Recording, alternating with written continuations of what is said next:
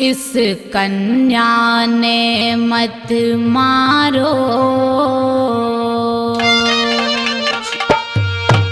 मेरी सुन माँ जाए भाई। हट आज देव की पाछे, मेरी होलन दे मन चाही। हट आज देव की पाछे, मेरी होलन दे मन चाही।